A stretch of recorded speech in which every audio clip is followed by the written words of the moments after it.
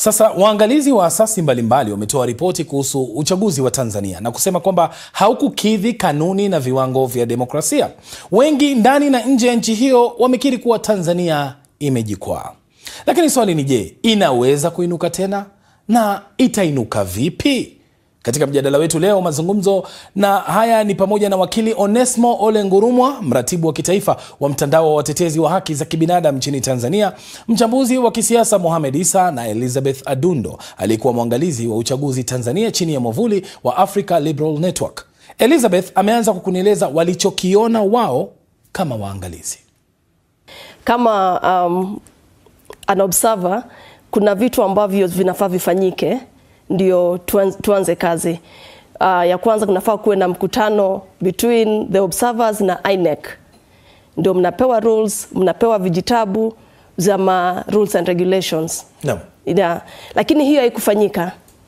So unapata wakati hiyo tuliona ilifanyiki, watazamaji wengi waliondoka Tanzania, walijua hapa kutachafuka. Siku ya kupiga kura kwenyewe, unapata kwamba kwa vituo vya kupiga kura kulikuwa na wanajeshi. Na kawaida ukiona wanajeshi mahali unajua kuna hali ya taharuki. So hiyo ilifanya wapiga kura wengi walikaa kando na kukuwa na watu kabisa.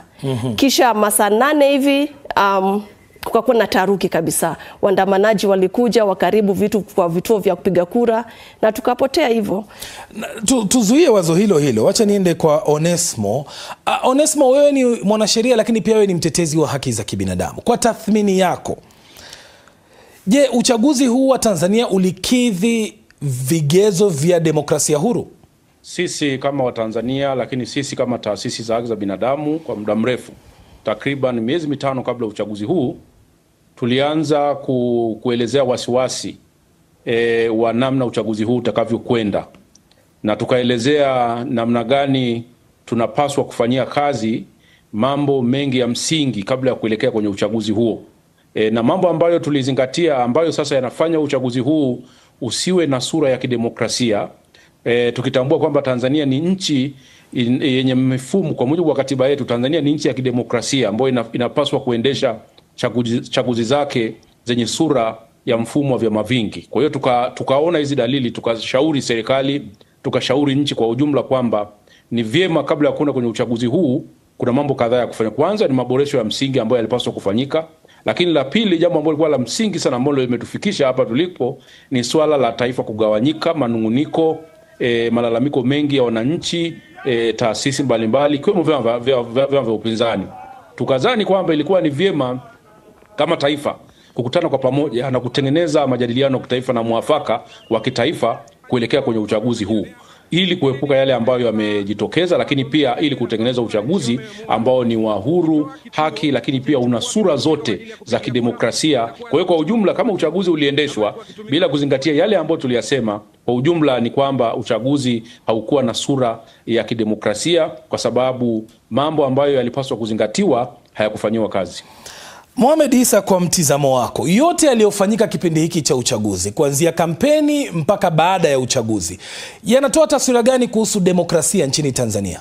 Demokrasia kama mfumo ambao unatakiwa ujengwe kwenye misingi iliyo imara, nadhani yaliyotokea yote yanaonyesha tu kwamba kama nchi, mfumo wa demokrasia Tanzania haujajengeka katika misingi imara, kuanzia kwenye katiba ya nchi, lakini kwenda mpaka kwenye vile vinavyopelekezea uchaguzi uweze kuondokana na lawama na manunguniko yaliyopo. Na haya si mambo yanazungumzwa leo tu, yalizungumzwa toka wakati wa tume ya marehemu Jaji Nyalali iliyopelekezea kuelekea kwenye mfumo wa vyama vingi, lakini pia na kwenye tume nyingine zilizofuatia, kwamba ili nchi ingie kwenye mfumo huu kulitakiwa kuwa na maandalizi makubwa sana. Kwa hiyo kilichotokea kinaonyesha kwamba maandalizi ya kwenda kwenye mfumo wa demokrasia hayakufanyika ipasavyo, na kwa hivyo kama taifa tunatakiwa kujitathmini na kuona kwamba yale ambayo hayajafanyika yaweze kufanyika. Elizabeth, mlipokuwa pale kama waangalizi, ni changamoto gani ambazo zilikuwa kabla ya siku ya kupiga kura, ambazo mnaweza kusema kwamba kulikuwa na kitu kimoja, cha pili, cha tatu ambacho kilionekana kwamba ni tatizo? Changamoto ya kwanza ilikuwa ni mawasiliano. Hakukuwa na njia mwafaka wa kuwasiliana hata na vyombo vya habari, na pia kwa mitandao za kijamii yote yalikuwa regulated to some extent.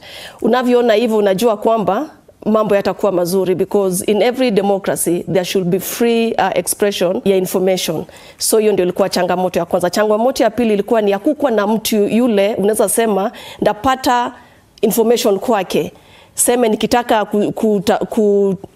nikitaka kuulizia jambo ama swali, kunakuwa na ule contact person. Hiyo kufanyika nchini Tanzania. Ya ingine pia tuliona before tuende ilikuwa ni issue ya kupewa accreditation. Tuliteseka mno. Accreditation ilikuja siku moja ndio siku mbili ndio waende kwa uchaguzi. So hiyo inafanya waangalizi wengi hawakufika sababu ya hiyo.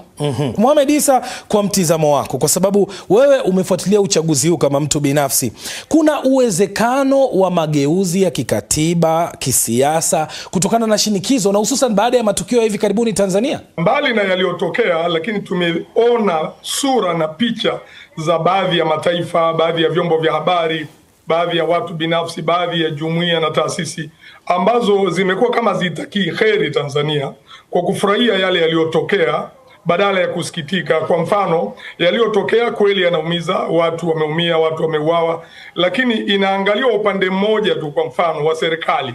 Upande wa pili wa wale waliokuwa wakichochea kutoka nje ya Tanzania kupitia mitandao ya kijamii, na ndicho kitu kilichopelekezea serikali kuzima mitandao ya kijamii. Haya yaliyotokea yangeweza yakaepukwa ikiwa pande zote zingeweza kutenda haki, kwa maana ya wale wenye kuhakikisha kwamba maoni ya wananchi yatasikilizwa, kwa maana ya wale ambao watatoa maoni yao wasitumie mashinikizo, wasitumie uchochezi, wakatumia kauli za kujenga badala ya kubomoa, yangeweza yakaepukika. Lakini tuliona kinyume kabisa na mambo hayo. Kwa hivyo ni failure ya pande nyingi mno, pande ya mfumo na upande wa wananchi na hata wale ambao wangetakiwa kuwa wadau wa kuhakikisha hili lilotokea halitokei. Na Mohamed Issa, unataja tu kwamba kuna watu kutoka nje ya nchi waliokuwa wakishinikiza. Hili swali nitalipeleka kwako Onesmo, kwa sababu ni matamshi ambayo tumeyasikia sana, watu wakisema kwamba watu walichochewa. Lakini kuna baadhi wanahoji kwamba hata kama watu walienda kuandamana ni haki yao ya kidemokrasia. Kisheria